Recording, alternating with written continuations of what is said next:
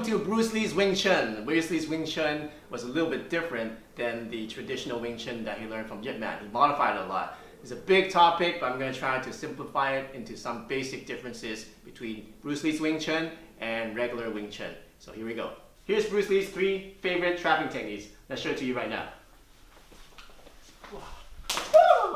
This first one, second one, okay, second one, and the third one. Alright, or like this. Back fist. Right, so. Okay, so those are 3. Let me show you how to do them in slow motion. Alright, so the first one is starting with a hop with the back fist. Forces him to do this, right? Now, if his back fist pushes me over this way, I feel the energy going this way, and I'm going to go underneath with the lap and continue my back fist. It's a double back fist. So, double back fist, I feel the energy going this way, grab, and then back fist. Really slow down. 1, back fist, you push this way, this one comes underneath, grab, back fist. That's the first one. Second one, similar. We start with this again, but now his energy is kind of in the middle, but it's not all the way this way, it's a little bit on this way.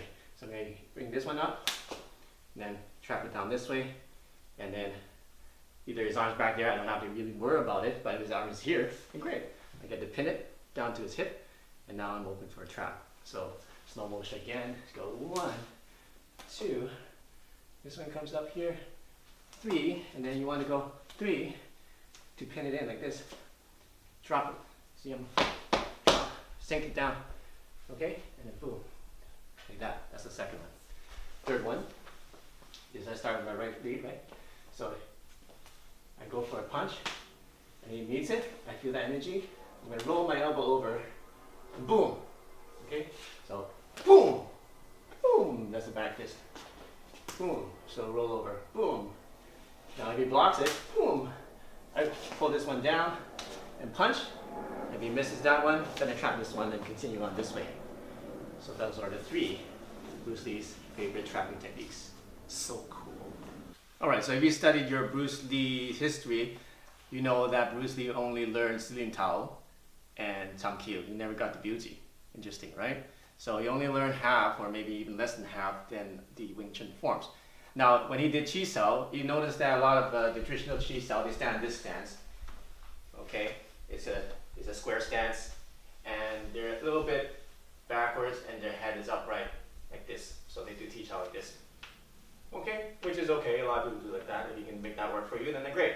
Now, Bruce Lee, when he went to the States, he started to meet people that are a lot bigger than him, right? Like I'm Asian, and I'm here in North America, and basically all the other people are bigger than me, other than the other Asians here. But pretty much if all the other non-Asians are bigger than me. So that's what Bruce Lee encountered when he went to the States. Everybody's bigger. So what happened was they were stronger and heavier, and this didn't have any structure anymore because it was just too hard to put enough energy. So he modified it into a fencing or kickboxing stance with his right lead in front.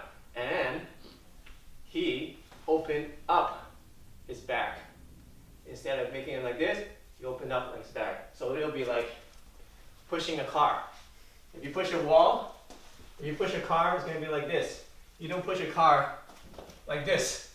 You won't push the car anywhere. So his philosophy was he needed more pressure to go against a bigger opponent. So he used the round back to connect to the arm and open it up a little bit. So instead of being a little bit tight elbow, he opened up his elbow a little bit. That's how he did it. A lot of people say, oh, that's not Wing Chun, that's not proper, but that's how he did it. I'm just showing you what he did. Okay, so, and the reason, like I said, is to put more pressure into the person, like this. Because I can push him a lot more, and put a lot more pressure. And then that's his key, is to use the pressure in his Jiu-Jitsu, right? Jiu-Jitsu is way of the intercepting fist, which means he has to intercept, and he has to make preemptive movements to force the other person to do something.